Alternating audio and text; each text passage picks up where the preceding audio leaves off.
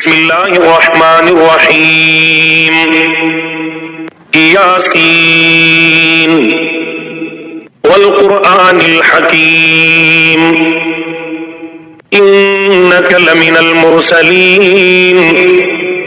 على صراط مستقيم تنزيل العزيز الرحيم لتنذر قوما ما أنذر آباؤهم فهم غافلون لقد حق القول على أكثرهم فهم لا يؤمنون إنا جعلنا في أعناقهم أغلالا فهي إلى الأذقان فهم مقمحون وجعلنا من بين أيديهم سدا ومن خلفهم سدا فأغشيناهم فهم لا يبصرون وسواء عليهم أأنذرتهم أم لم تنذرهم لا يؤمنون إنما تنذر من اتبع الذكر وخشي الرحمن بالغيب فبشره بمغفرة وأجر كريم. إنا نحن نحيي الموتى ونكتب ما قدموا وآثارهم وكل شيء أحصيناه في إمام مبين. واضرب لهم مثلا أصحاب القرية إذ جاءها المرسلون إذ أرسلنا إليهم اثنين فكذبوهما فعززنا بثالث فقالوا إنا إليكم مرسلون قالوا ما أنتم إلا بشر مثلنا وما أنزل الرحمن من شيء إن أنتم إلا تكذبون قالوا ربنا يعلم إنا إليكم لمرسلون وما علينا إلا البلاغ المبين قالوا إنا تطيرنا بكم لئن لم تنتهوا لنرجمنكم وليمسنكم منا عذاب أليم قالوا طائركم معكم أئن ذكرتم بل أنتم قوم مسرفون وجاء من أقصى المدينة رجل يسعى قال يا قوم اتبعوا المرسلين اتبعوا من لا يسألكم أجرا وهم مهتدون وما لي لا أعبد الذي فطرني وإليه ترجعون أأتخذ من دونه آلهة إن يردني الرحمن بضر لا تغني عني شفاعتهم شيئا ولا ينقذون إني إذا لفي ضلال مبين إني آمنت بربكم فاسمعون قيل ادخل الجنة قال يا ليت قومي يعلمون بما غفر لي ربي وجعلني من المكرمين وما أنزلنا على قومه من بعده من جند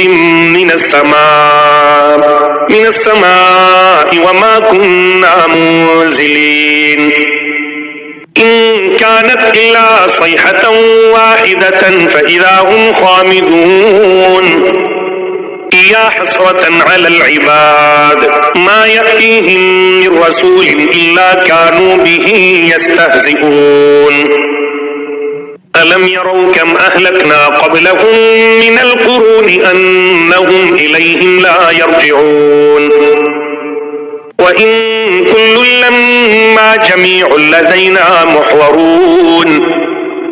وآية لهم الأرض الميتة أحييناها وأخرجنا منها حبا فمنه يأكلون وجعلنا فيها جنات من ونخيل وأعناب وفجرنا فيها من العيون ليأكلوا من ثمره وما عملته أيديهم أفلا يشكرون سبحان الذي خلق الأزواج كلها مما تنبت الأرض ومن أنفسهم ومما لا يعلمون وآية لهم الليل نسلخ منه النهار فإذا هم مظلمون والشمس تجري لمستقر لها ذلك تقدير العزيز العليم والقمر قدرناه منازل حتى عاد كالعرجون القديم لا الشمس ينبغي لها أن تدرك القمر ولا الليل سابق النهار وكل في فلك يسبحون وآية لهم أنا حملنا ذريتهم في الفلك المشحون وخلقنا لهم من مثله ما يركبون وإن نشأ نغرقهم فلا صريخ لهم ولا هم ينقذون إلا رحمة منا ومتاعا إلى حين وإذا قيل لهم اتقوا ما بين أيديكم وما خلفكم لعلكم ترحمون وما تأتيهم من آية من آيات ربهم إلا كانوا عنها معرضين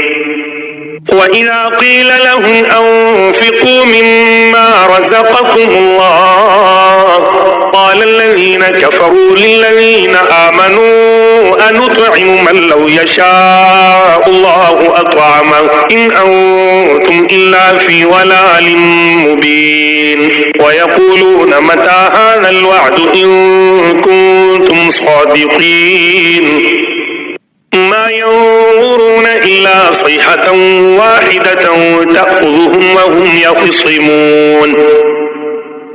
فلا يستطيعون توصية ولا إلى أهلهم يرجعون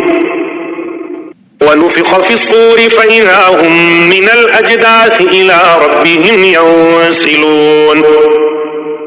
قالوا يا ويلنا من بعثنا من مرقدنا